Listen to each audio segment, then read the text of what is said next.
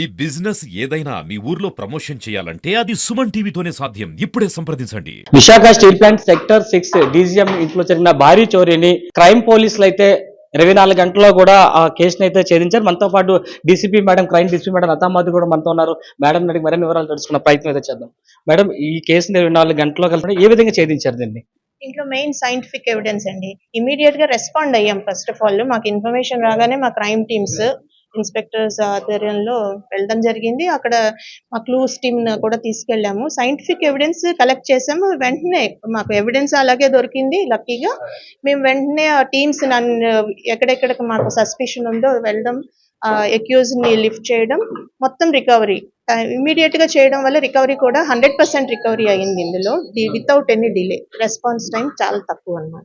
Items ఏంటంటే 24 తులాలు అన్నారు కదా, ఏంటంటే ఐటమ్స్? ప్లస్ గోల్డ్ అండి. మొత్తం వాళ్ళు ఇది హెచ్బి అన్నమాట. డే హెచ్బి జరిగింది.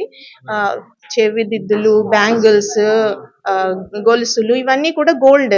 డీజీఎం గారి ఇంట్లోని ఉన్న గోల్డ్ మొత్తం తీసుకెళ్ళడం జరిగింది. అంతా కూడా రికవరీ చేశారు. ఏదైతే నిందితుడు అతని మీద గతంలో ఏమైనా కేసులు ఉన్నాయి మేడం? అసలు అంత తొందరగా ఎన్ని గంటల్లో గల ప్రధానమంత్రి ఎలాగ పట్టుకున్నారు మేడం అతన్ని? నేను చెప్తున్నాను కదా, సైంటిఫిక్ సింగిల్ గానే జరిగారా, అతను ఏమైనా లక్కీ నిర్వహించేనా, అలా ప్లాన్ గా ఏమైనా చేశాడు మేడం? లక్కీ అంటే అది ఛాన్స్ అఫెన్స్. అక్కడ పని మీద అతను అక్కడ ఆ లొకాలిటీకి రావడం జరిగింది. వీళ్ళు ఇంట్లోంచి బయటకు వెళ్తున్నది అతను గమనించాడు. దాన్ని ఛాన్స్ గా తీసుకొని ఛాన్స్ అఫెన్స్ అన్నమాట. అప్పటికప్పుడు ప్లాన్ చేసి ఇందులో అతను ఒక్కడే చేశాడు, వేరే అకంప్లిస్ అయితే లేరు. సో అది మనకి టెక్నికల్ గా తెలిసింది ఈ పర్టికులర్ పర్సన్ అని. వెంటనే టీమ్స్ ని పంపించడము, అతన్ని పట్టుకోవడము, మొత్తం రికవరీ కూడా పాసిబుల్ అయ్యింది. నగర ప్రజలకు ఏంటి సూచనలు చేస్తారు మేడం? అంటే హ్యూజ్ ప్రాపర్టీ ఇవన్నీ కూడా ఇళ్లలో సేఫ్ కాదు, బ్యాంక్ లాకర్స్ లో పెట్టుకోవాలి. అట్లాగే స్మార్ట్ లాక్స్ వాటితో ఇంటికి అమర్చుకోవాలి.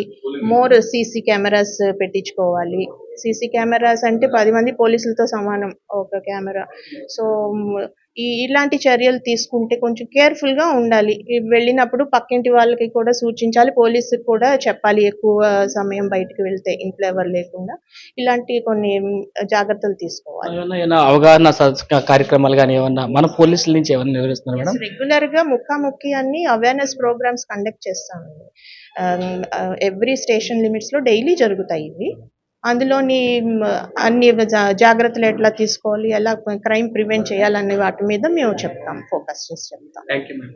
ఏదైతే స్టీల్ ప్లాంట్ లో జరిగిన అతి భారీ ఈ చోరీని 24 గంటల్లోనే క్రైమ్ పోలీసులు అయితే ఈ కేసును ఛేదించారు. ఎవరైనా నగరవాసులు ఎవరైనా ఉంటే, విలువైన వస్తువులు ఏమైనా ఉంటే ఆ లాకర్స్ లో కానీ ఆ దగ్గర పోలీసులకైనా సరే సమాచారం అందించాలని చెప్తా పరిస్థితి. అలాగే అపార్ట్మెంట్స్ కానీ ఏమైనా ఉంటే సీసీ కెమెరాలు అన్ని కూడా ఖచ్చితంగా ఉపయోగించాలంటే కూడా క్రైమ్ డీసీపీ లతామాధి మేడం తెలిపారు. Out studio.